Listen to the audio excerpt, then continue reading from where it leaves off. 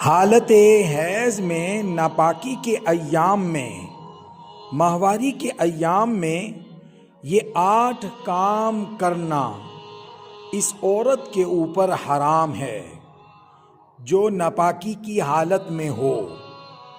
وہ 8 کام کون سے ہیں جو اس عورت کے لیے، ناپاکی والی عورت کے لیے، حیض والی عورت کے لیے، ماہواری والی عورت کے لیے حرام ہیں؟ وہ 8 کام کون سے ہیں جانیے۔ یہ انتہائی اہم سوال ہے، تو ہماری مائیں، بہنیں، بیٹیاں ان 8 کاموں کو یاد کر لیں۔ ان ایام میں ان 8 کاموں سے گریز کریں۔ وہ 8 کام کون سے ہیں؟ نمبر 1، مسجد میں داخل ہونا، یعنی ناپاکی کی حالت میں، ان حالتوں میں عورت مسجد میں داخل نہیں ہو سکتی۔ نمبر 2، نماز کا پڑھنا، اس حالت میں نماز پڑھنا حرام ہے، لہذا حیض اور ماہواری کے ایام میں عورت کے اوپر نماز معاف ہے تو وہ نماز نہیں پڑھ سکتی اور اس کی قضا بھی نہیں ہوگی۔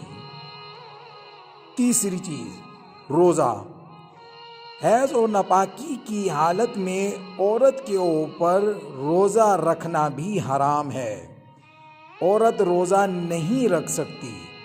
لیکن یہاں پر یہ بات یاد رکھیں، اگر رمضان کے روزے ہیں اور ایام شروع ہو گئے ہیں تو جو ٹائم فریم ہے آپ کے ایام کا، تو جتنے روزے اس میں چھوٹیں گے اس کی قضا کرنا ضروری ہوگا اور لازم ہوگا اور اس کی قضا کی جائے گی۔ نماز کی قضا نہیں ہے لیکن روزوں کی قضا ہے، لیکن نماز بھی نہیں پڑھ سکتی اس حالت میں اور روزہ بھی نہیں رکھ سکتی۔ چوتھی چیز، جماع، صحبت کرنا، میاں بیوی ہیں اور بیوی کو مینسز آ گئے ہیں، ماہواری آ گئی ہے، تو اس حالت میں شوہر اپنی بیوی کے ساتھ صحبت بھی نہیں کر سکتا، جماع بھی نہیں کر سکتا۔ پانچویں چیز، ناف سے لے کر گھٹنوں تک نفع اٹھانا، فائدہ اٹھانا، بیوی ہے اور یہ ایام شروع ہو گئے ہیں تو اب ناف سے گھٹنوں تک شوہر فائدہ نہیں اٹھائے گا۔ اگر فائدہ اٹھانے کی کوشش کرتا ہے تو یہ خطرہ ہے کہ وہ گناہ میں مبتلا ہو جائے، یعنی سیکس پر چلا جائے گا، تو یہ حرام ہے ان حالت میں بھی۔ یہ کام، ناف سے لے کر گھٹنوں تک اپنی بیوی سے نفع اٹھانا، یہ حرام ہوگا ان ایام میں۔ چھٹی چیز، طواف کرنا، تو اگر عورت گئی ہوئی ہے مکے اور طواف کرنا چاہتی ہے لیکن مینسز شروع ہو چکے ہیں، حیض شروع ہو گیا ہے، ماہواری کے ایام شروع ہو گئے ہیں، تو یہ عورت اب طواف نہیں کر سکتی کیونکہ اس کو ماہواری کے ایام آ چکے ہیں۔ ساتواں کام یہ ہے کہ یہ قرآن کی تلاوت نہیں کر سکتی۔ قرآن کی تلاوت کرنا حیض والی عورت، ماہواری والی عورت کے لیے حرام ہے، یہ اس کی تلاوت نہیں کرے گی۔ ایک بات۔ دوسری بات، بعض بچیاں وہ ٹیچر ہوتی ہیں یا مدارس میں جیسے بچیاں پڑھاتی ہیں، تو پھر وہ کس طریقے سے پڑھائیں گی؟ تو وہ قرآن کو ٹکڑوں ٹکڑوں میں پڑھائیں گی اور قرآن کی نیت سے نہیں پڑھائیں گی۔ مثال کے طور پر الحمدللہ رب العالمین ہے، کوئی ٹیچر ہے جو قرآن مجید پڑھا رہی ہے اور ہر مہینے میں یہ ایام آتے ہیں، تو اب بچیوں کا حرج ہے کہ ہر مہینے میں 7، 8، 10 چھٹیاں کی جائیں، تو اب وہ جب پڑھائے گی اپنی بچیوں کو تو ٹکڑوں ٹکڑوں میں پڑھائے گی، الحمدللہ رب العالمین، اس انداز میں پڑھائے گی اور قرآن کی نیت سے بھی نہیں پڑھائے گی اور ایک ہی دفعہ میں پوری آیت کی تلاوت بھی نہیں کرے گی۔ اگر ایک ہی دفعہ میں پوری آیت کی تلاوت کر کے پڑھائے گی تو یہ حرام ہوگا، اور قرآن کی نیت سے پڑھائے گی یہ بھی حرام ہوگا۔ لیکن اگر ٹکڑوں ٹکڑوں میں پڑھاتی ہے اور قرآن کی نیت سے نہیں پڑھاتی تو یہ اس کے لیے جائز ہوگا۔ اور یہاں پر ایک اور بھی اہم مسئلہ یہ بھی یاد رکھیں کہ قرآن مجید کے اندر جو آیتیں دعاؤں پر مشتمل ہیں، مثال کے طور پر ربنا آتنا فی الدنیا حسنۃ وفی الآخرۃ، اب یہ قرآن مجید کی آیت بھی ہے اور دعا بھی ہے۔ اگر کوئی عورت اس آیت کو دعا کے طور پر، نہ کہ قرآن کے طور پر، اس کو پڑھتی ہے تو یہ بھی اس عورت کے لیے جائز ہوگا کہ وہ دعا کی نیت سے اس کو پڑھتی رہے، نہ کہ قرآن کی نیت سے۔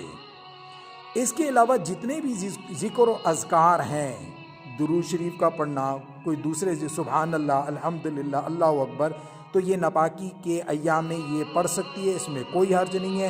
ہمارے معاشرے میں یہ ہے کہ ناپاکی کے ایام میں ذکر بھی نہیں کر سکتی، کہتے ہیں درود شریف بھی نہیں پڑھ سکتی، سبحان اللہ، الحمدللہ، اللہ اکبر بھی نہیں پڑھ سکتی، لا الہ الا اللہ محمد رسول اللہ بھی نہیں پڑھ سکتی۔ یہ بالکل غلط بات ہے، ذکر و اذکار سارے کر سکتی ہے۔ 8ویں چیز، قرآن مجید کو چھونا۔ حیض والی اور ماہواری والی عورت کے لیے قرآن مجید کو چھونا بھی حرام ہے، وہ قرآن مجید کو نہیں چھوئے گی۔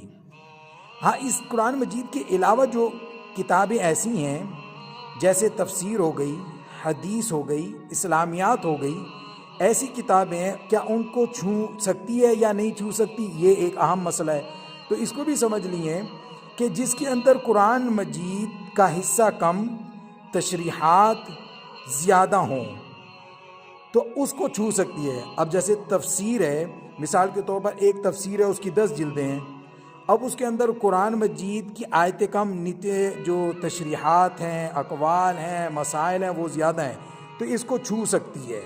اسی طرح حدیث کی کتابوں کو بھی، اور اسی طرح اسلامیات کی۔ ہاں، لیکن اس میں یہ ہے کہ تفسیر جب وہ چھوئے گی، اس آیتوں کو نہیں چھوئے گی، اس کے اوپر انگلی نہیں رکھے گی، اس کے ترجمے کے اوپر انگلی نہیں رکھے گی، اس سے گریز کرے گی۔ باقی یہ ہے کہ تفسیر کو، حدیث کی کتاب کو، اسلامیات کو چھو سکتی ہے، اور اس طریقے کے ساتھ جس طریقے سے ہم نے اوپر بیان کیا ہے، اگر پڑھا رہی ہے تو ٹکڑوں ٹکڑوں میں وہاں سے پڑھائے گی، قرآن کی نیت سے نہ ہو۔ تو یہ وہ 8 کام ہیں جو حیض والی عورت کے لیے، ناپاکی والی عورت کے لیے، ماہواری والی عورت کے لیے، یہ 8 کام کرنا حرام ہے۔ اسی لیے اس اہم کلپ کو زیادہ سے زیادہ شیئر کریں تاکہ ہماری ماں، بہن، بیٹیوں کو یہ پتہ چلے کہ ان ناپاکی کے دنوں میں یہ 8 کام کرنا حرام ہے۔ اور ہم نے عمومی طور پر دیکھا ہے ان 8 کاموں میں سے یا اکثر یا تھوڑے، یہ ناپاکی کے اندر جب عورت ہوتی ہے وہ یہ کام سر انجام دے رہی ہوتی ہے۔ تو اللہ رب العزت ہم سب کو دین کی صحیح سمجھ عطا فرمائے۔ وآخر دعوانا ان الحمد للہ رب العالمین۔